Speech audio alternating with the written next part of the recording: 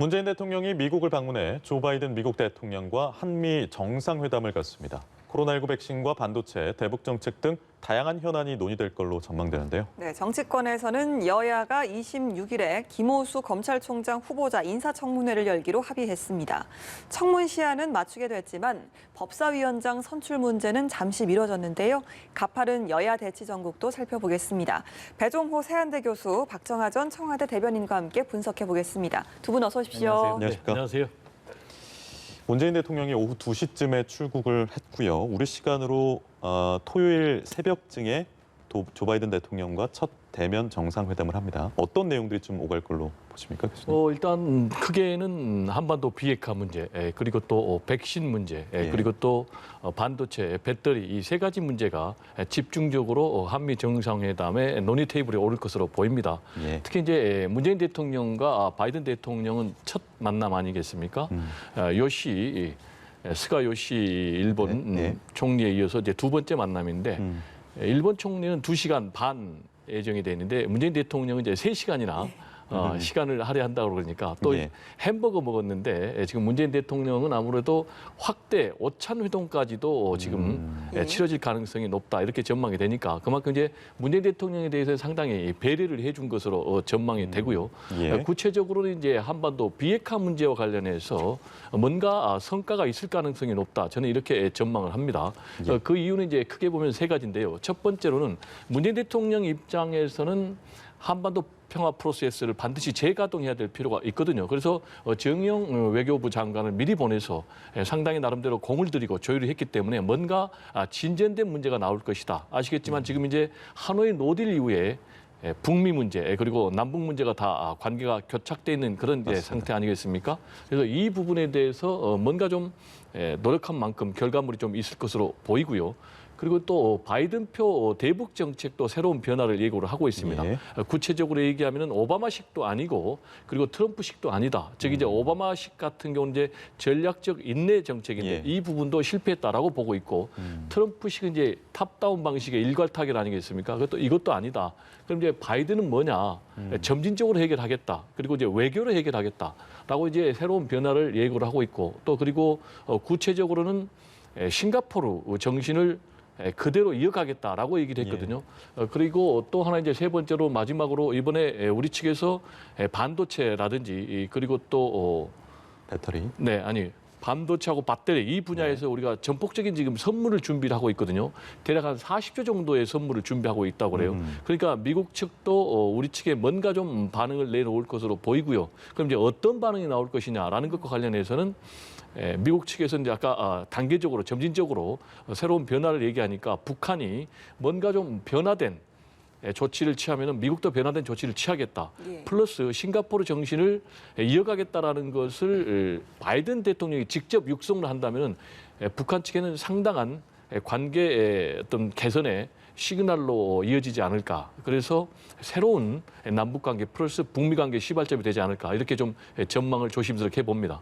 예. 대북 정책에 뭐 반도체 배터리 또 백신 이야기 하셨는데 아무래도 국민들 입장에서는 백신 이야기가 가장 좀 그렇죠. 급한 것 같아요. 또 어떤 좀 성과를 가지고 올까 많이 좀 기대가 모아지고 있는데 최근에 뭐 바이든 대통령이 이야기했던 그 백신 2천만 회분 접종을 좀 해외를 지원하겠다고 한 걸 우리가 가져올 수 있을 것인가 뭐 이런 부분도 좀 관심이 쏠리고요. 어떻게 예상을 하시는지요? 일단은 뭐 교수님 잘 정리해 주셨지만 세 가지가 아주 주요 관건이 될 것 같아요. 근데 앞서 이제 낙관적으로 말씀 주신 그 북한 문제와 관련해서는 조금 더 분석을 좀 해봐야 되지만 예. 지금 말씀 주신 백신 문제는 좀 기대를 해도 되지 않을까. 일단은 그 출발 전에 청와대 관계자들의 이제 백브리핑, 그다음에 미국 관계자들의 화답, 그다음에 좀 전에 말씀 주신 것처럼 바이든 대통령의 파이자, 모더나의 2천만 회분, 그리고 뭐 이전에 이미 얘기했습니다마는 그 아스트라제네카 6천만 회분, 뭐 등등해서 일단은 배터리 반도체화에 대한 투자, 그리고 저희가 이제 필요한 백신 이런 거에 대해서는 무난하게 예. 우리가 국민들이 좀 기대해도 좋을 만한 성과를 가져오지 않을까 싶은 생각이 들고요. 이번에 뭐 SK뿐만 아니라 삼성 관계자들도 가서 아마 정상회담이 끝나면 가시적으로 문제는 계약건 같은 것도 발표가 되지 않을까 조심스럽게 전망이 되거든요. 그럼 이제 우리나라에서 백신의 이제 위탁 생산을 하든지 예. 아니면 미국으로부터의 기술 이전을 받든지 해서 아마 우리가 전 세계적으로 백신의 공급 국가 내지는 예. 허브가 될 수 있는 가능성은 충분히 열려 있는 것 아닌가. 여기에 말씀 주신 것처럼 저희가 이제 배터리 관련해서 예. 많은 준비를 하고 있어서 백신은 지난번 일본 스가 총리가 미국 바이든 대통령 만나고 와서 얼마간의 백신을 확보해 왔잖아요.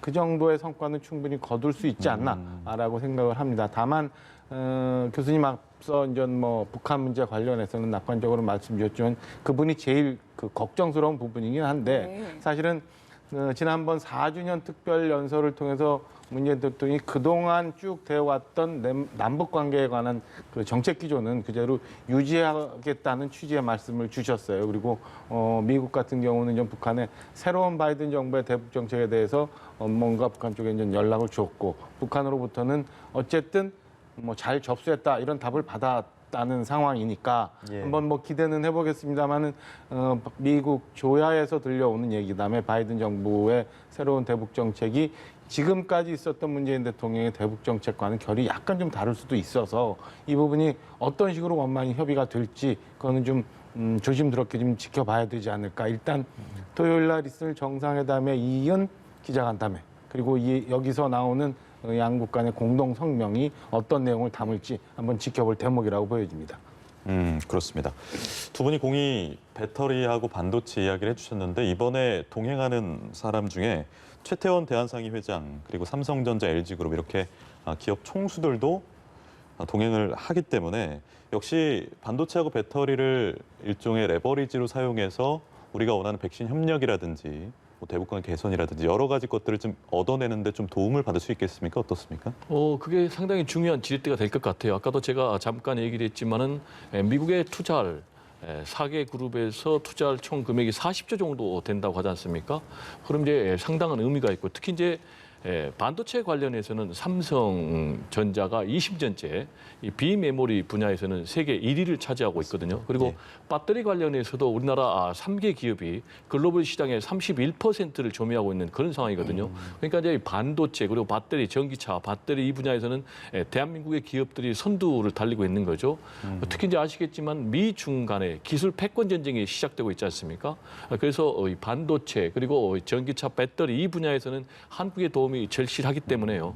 이번에 이제 주요 경영 총수들이 대거 문재인 대통령의 한미 정상회담에 경제 사절단으로 함께 가기 때문에 상당한 도움이 될 것으로 보이고요. 아까 이제 말씀하셨던 이제 백신과 관련해서는 구체적으로 두 가지인데 하나는 이제 백신 스와프 문제 아니겠습니까? 예. 한미 통화 스와프처럼 우리가 지금 9,900만 명분의 백신을 확보를 했습니다마는 5월, 6월 달에는 당장 좀 백신이 좀 필요한 그런 상황이거든요. 그래서 이 필요한 상황에서 미국 측으로부터 우리가 백신을 돌려맞고 나중에 다시 돌려주는 이게 이제 백신 스와프 아니겠습니까?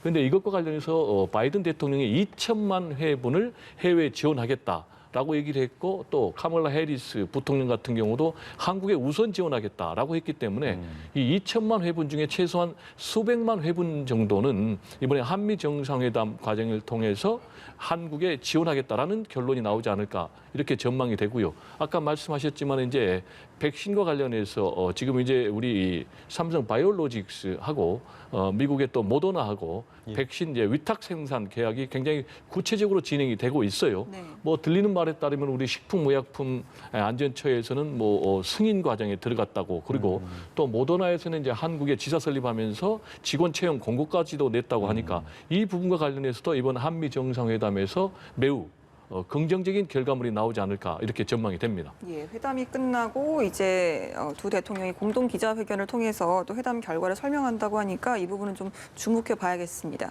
국회 이야기로 좀 넘어가면요. 이제 26일에 김호수 검찰총장 후보자 청문회가 예정이 됐습니다. 합의가 된 건데요. 여전히 좀 법사위원장 자리를 놓고 논란이 좀 큰 것 같아요. 그렇죠. 네. 일단 검찰총장에 대한 인사청문회 일정은 잡혔어요. 극적으로 잡혔고 21일 날 국회 본회의를 열어서 이제 그동안 밀려왔던 민생 법안은 처리키로 했는데 여전히 이제 상임위원장 몇 개 분, 그다음에 그 중요한 법사위원장의 야당 요구 일에 대해서 지금 강대강 대치가 치열하게 지금 진행되고 네. 있는 상황인 것 같습니다. 그래서 26일 날 검찰총장 인사청문회 일정은 잡혔습니다만은 나머지에 대해서는 여전히 안개 속으로 여야가 강대강 대치를 계속해 나갈 것 같아요. 그리고 이에 따라서 여당 같은 경우는 뭐 좀 전에 제가 들어오기 전 보니까 윤호중 원내대표 같은 경우는 심지어 부동산 세제 같은 경우도 뭐 야권에서 협조를 해주지 않으면 6월 달 가서 처리를 하고 심지어 소급 적용하는 방안까지도 고민한다라는 얘기가 나올 정도로 어쨌든 현재 국면에서는 여당도 야당도 서로 이제 양보의 모습은 보이지 않고 그냥 강한 대치 국면으로 가고 있는 것 같습니다.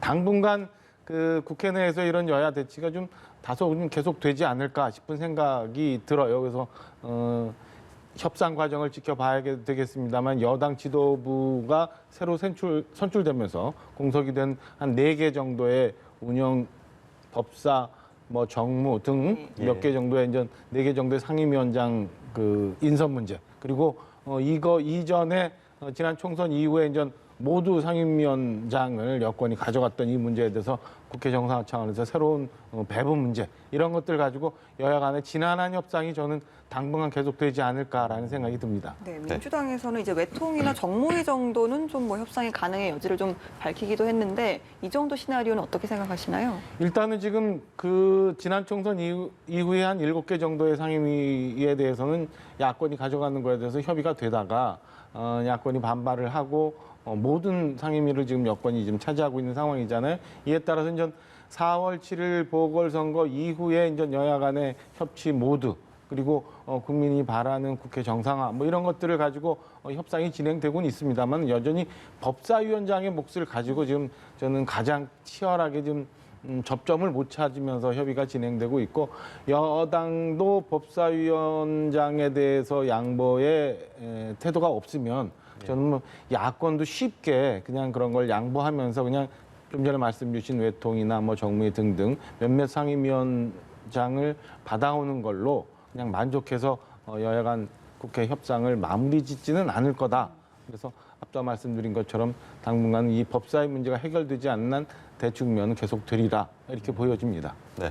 어쨌든 합의라는 두 글자를 본 게 좀 오랜만인 것 같아서 반갑다는 생각도 드는데 21일 날에 본회의가 열리긴 하는데 말씀하신 것처럼 법사위원장 선출 문제는 미뤄진 거에 대해서 이 합의에 대해서 어떻게 좀 보고 계십니까? 지금 이제 국민들 입장에서는 굉장히 짜증날 것 같아요. 도대체 법사위원장이 무엇이 그렇게 중요하냐, 민생이 중요한 거 아니냐. 이 코로나19 국면에서 정치권이 해야 될 일, 국회가 해야 될 일이 민생을 보듬고 돌보는 일인데 도대체 국회는 싸움박질만 하냐 이런 얘기를 할 수밖에 없을 것 같아요. 지금 그래서 이제 국회가 해야 될 가장 중요한 일은 민생을 결국은 입법을 통해서 돌보는 것이기 때문에 민생 관련 법안을 빨리 통과를 시키는 게 가장 중요한 일입니다. 구체적으로는 지금 코로나19 상황이 1년 넘게 지속이 되면서 소상공인 자영업자들은 정말 한계 상황에 직면해 있지 않습니까? 그래서 손실보상제 관련 법안을 빨리 통과시켜야 돼요. 그리고 이제 부동산 문제가 굉장히 심각한 문제 아니겠습니까?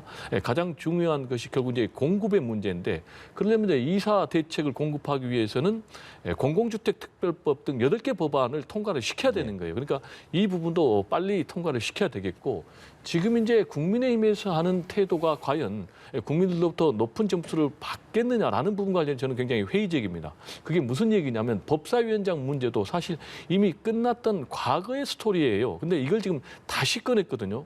지금 7개 상임위원장 자리, 그러니까 법사위원장 포함해서 이 부분은 사실은 국민의힘에서 포기했던 거예요. 이유는 구체적으로 낙인 찍기를 하기 위해 다 가져갔다. 일방 독주 오만하다. 그래서 사실 4월 7일 재보선에서 어느 정도 성공을 했지 않습니까? 근데 이 문제를 다시 꺼냈다는 얘기는 다시 지금 민주당을 계속해서 오만하다, 일방 독주한다라는 프레임을 씌워서 대선에서 유리한 그런 고지를 좀 만들겠다라는 것인데 이런 부분도 제가 볼 때는 과유불급하고 너무 지나치면은 오히려 역풍이 불지 않을까. 지금 국민이 원하는 것은 빨리 정치가 정상적으로 복원이 돼서 민생을 돌보는 정치를 원하고 있다라는 얘기를 좀 강조를 하고 싶습니다. 이 부분에 대해서는 조금만 보태 말씀드리면 다 아시는 것처럼 법사위라는 게 이제 그 각 상임위에서 협의가 되고 합의가 된 그 법안에 대해서 최종적으로 심의를 하고 그러니까 그렇다 보니까 이게 마지막 그 상원 개념을 가지고 있는데 현재 그 민주당이 다수당을 차지하고 있으면서 국회의장을 모든 전 민주당이 갖고 있는 거잖아요.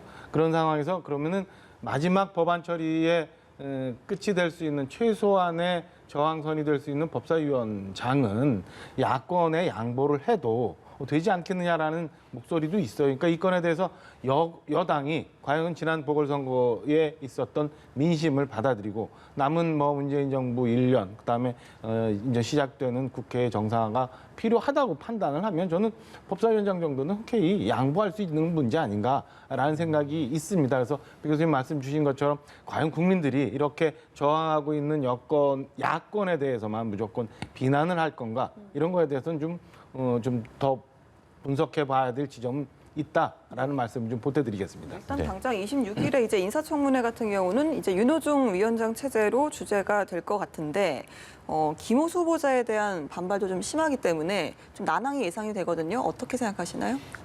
김호수 검찰총장의 문제와 관련해서 지금 두 가지 문제를 제기하고 있지 않습니까? 국민의힘에서 하나는 친정부 성향의 인사다. 그래서 정치적인 편향성이 우려된다라는 것 하나, 그리고 김학의 전 법무차관 출국 금지 의혹과 관련해서 연루가 된 사람이다라는 것이 이제 대표적인 문제 제기인데, 친정부 성향이다라는 문제, 정치 편향성이 있다라는 문제와 관련해서 근거는 뭐냐면은 3명의 법무장관, 그러니까 뭐 박상기, 조국, 추미애 이 3명의 법무장관을 보좌하면서 검찰 개혁의 실무를 중심적으로 맡아서 했다라는 것인데, 검찰 개혁은 시대적 과제고 국민들이 원하는 것 아니겠습니까? 그리고 3명의 법무장관을 보좌한 것 자체가 그렇게 큰 흠결인가라는 의문이 들고, 이 부분과 관련해서는 문재인 대통령도 직접 4주년 기자회견 과정을 통해서 3명의 법무장관을 보좌한 것이 과연 무슨 흠결인지 모르겠다라고 얘기를 했거든요. 그래서 이 부분과 관련해서는 그렇게 설득력이 있는지 잘 모르겠고요. 예. 그리고 두 번째, 김학의 전 법무차관 출국 금지 의혹과 관련해서는 서면 조사로 사실상 가름한 그런 부분이 있거든요. 따라서 이제 결정적인 한방이 나오지 않는다면은 법적 절차에 따라서 문재인 대통령이 임명을 강행할 것으로 그렇게 보입니다. 그 이유는 이미 이제 문재인 대통령이 청문 요청안을 7일 날 보냈고, 이게 이제 26일 날이 청문 기한이 마감이거든요. 예. 그래서 26일 날이 넘으면은 10일 이내 날짜를 지정해서 그래도 청문 결과를 안 나오면은 대통령이 임명을 하거든요. 근데 지금 아시겠지만은 윤석열 전 검찰총장이 임기제 총장임에도 불구하고 임기를 그만두고 뛰어나가서 사실상 지금 대권 준비를 하고 있는 이런 상황. 그러다 보니까 지금 검찰총장이 3개월 가까이 공백 상태에 있거든요. 그래서 더 이상 문재인 대통령 입장에서도 이걸 공백 상태로 방치할 수는 없다. 따라서 뭐 결정적인 어떤 한 방에 나와서 낙마하지 않는다면은 김호수 검찰총장 후보자가 임명이 될 것으로 그렇게 전망이 됩니다. 예. 관련해서 첨언하시겠습니까? 예, 일단 김호수 지명자에 대해서는 조국, 추미애 등등 전 법무장관을 모시면서 소위 말하는 지금까지 왜곡되어 온 검찰 개혁을 받침을 해왔어요. 그래서 이 건에 대해서 야권에서는 정치적 성향, 그다음에 검찰의 정치적 중립성, 뭐 이런 거에 대해서 집중적으로 따지고, 최근에 논란이 됐습니다마는 퇴임 이후에 과다 자문료 문제, 이런 것들에 대해서 아마 검찰총장으로서의 자격이 있는 건지에 대해서 한번 집중 따져볼 계획으로 있는 걸로 알고 있어요. 그래서 다만 말씀 주신 것처럼 사실은 검찰총장도 일정 시한이 지나면 야권의 협조 없이, 그다음에 청문 보고서 채택 없이 대통령이 그냥 임명 강행을 할 수 있는 거기 때문에, 저는 이번에도 또 다시 33번째 그냥 야권의 협조 없는 임명 강행 현상이 또 나타나지 않을까라고 조심스럽게 예상을 좀 해봅니다. 네, 앞서 말씀드렸지만 여당 원내대표가 법사위원장직을 잠시나마 겸직하게 되는 거에 대해서도 야당 내 반발이 좀 있는 것 같습니다. 아마 그래서 그거 가지고 논의가 있는 것 같은데요. 아마 윤호중 원내대표가 안 하고 백혜련 간사가 아마 인사청문회를 주재하지 않을까, 네. 이런 예상이 있어요. 그러니까 아무래도 지금 원내대표를 겸하고 법사위원장을 또다시 인사청문회를 주재하는 게 무리가 있다고 여권 내에서도 판단을 하고 있는 것 같아요. 그래서 아마 지켜봐야 됩니다만은 백혜련 간사가 아마 인사청문회를 이번에는 주재하지 않을까라고 예상이 됩니다. 알겠습니다. 송영길 민주당 대표가 이제 LTV 대출 규제 완화 기조와 관련해서 좀 당 내에서는 좀 여러 가지 온도차가 느껴지는 것 같습니다. 어제 윤호중 원내대표에 이어서 강병원 최고위원이 이제 진단과 처방이 잘못됐다라고 반발의 목소리 나왔는데요. 어느 정도 당내에서 이제 부동산 정책 관련해서 좀 삐걱거림이 있나 봐요? 제가 볼 때 당연한 과정 같아요. 왜냐하면은 이미 이 4월 7일 재보선을 통해서 여권이 심판을 받았지 않습니까? 대표적인 그 심판의 이유는 부동산 정책 실패라고 보여지고요. 또 문재인 대통령께서도 부동산 정책이 실패했다라고 인정을 했지 않습니까? 그렇다면은 부동산 정책을 변화를 할 수밖에 없는 그런 상황 아니겠습니까? 그래서 이 변화의 폭을 둘러싸고 여권 내에서 다양한 목소리가 나오는 것은 제가 볼 때 극히 정상적인 그런 과정이라고 보고요. 지금 재산세를 감면하는 그런 부분은 대체적으로 컨센서스가 이루어졌고, 다만 이제 큰 틀에서 현 문재인 정부의 부동산 기조 자체가 흔들리면 안 된다.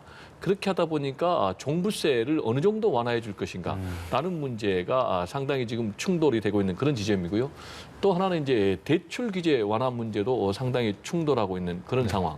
그리고 특히 이제 가장 충돌하고 있는 부분은 부동산 양도세를 유예해 주거나 낮춰주는 이 문제에 대해서는 가장 충돌하고 있는 이런 상황인데, 부동산 양도세를 뭐 완화해 주는 것, 이 부분은 현실적으로 좀 쉽지 않아 보여요. 왜냐하면 말씀하신 뭐 강병원 최고위원 등 또 윤호중 원내대표 등 친문 핵심들이 강력하게 반발하고 있는 이런 상황 아니겠습니까? 그렇지만 이제 종부세 완화와 관련해서는 당내에서 계속해서 목소리가 나올 것 같아요. 왜냐하면 당초에는 뭐 한 56만 명인데 지금 내년에는 100만 명으로 대상자가 늘어나니까 대선이 다가오면 다가올수록 이 부분에 대해서 상당히 이제 부담을 느낄 수밖에 없는 그런 상황인데, 종부세 완화와 관련해서도 9억에서 12억까지 기준을 좀 완화해 주자라는 그런 목소리가 있는가 하면 아니다. 그 기준은 손대지 말고 1가구 1주택의 실수요자, 그리고 장기 보유자, 고령자, 은퇴자 이런 사람들에 대해서 미세 조정을 하자라는 얘기가 충돌하고 있기 때문에 어떻게 정리가 될지 좀 두고 봐야 되겠고요. 또 이제 대출 규제와 관련해서 송영길 대표 같은 경우는 LTV 주택담보대출 비율 같은 경우 90%까지 규제를 좀 상향 조정을 해달라라는 이제 그런 입장인데, 아니다, 너무 지나치다라는 부분이 있기 때문에 이 폭이 어떤 결론을 날지도 좀 지켜봐야 될 그런 상황입니다. 네, 지금 표현하고 있는 모종의 잡음 같은 것들은 당내 의견 조율하는 과정에서 빚어지는 정상적인 건강한 토론이다라고 보시는 건데, 그렇습니다. 민주당 내 어젠다 중 하나가 또 대선 경선 연기론이지 않습니까? 네네. 송영길 대표가 당헌 당규상 이미 룰은 정해졌다라고 발언을 하면서 사실상 뭐 바꿀 의사가 없다는 뜻을 내비친 거란 해석이 있어요?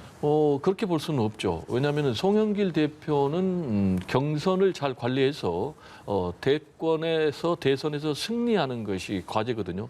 근데 송영길 대표가 현재 지금 경선을 연기하자는 목소리도 있고 연기하면 안 된다라는 이재명 측의 말이 있는데, 이 상황에서 어느 쪽 손을 들어주면은 분란이 될 수밖에 없지 않습니까? 그래서 지금 송영길 대표가 룰이 정해졌다라고 얘기하는 것은 그야말로 원칙만 얘기한 거고요. 지금 아시겠지만 민주당 내에서 대선 후보 경선과 관련해서 원칙론과 현실론이 부딪히고 있습니다. 원칙론은 이제 당연히 이재명 측이죠. 지금 상황에서 예정대로 하면은 180일 전에 하면은 이재명 후보가 당선될 가능성이 굉장히 높기 때문에 법대로, 원칙대로, 룰대로 하자라는 그런 입장이고, 또 이낙연, 정세균 이렇게 경쟁자들 입장에서는 아니다.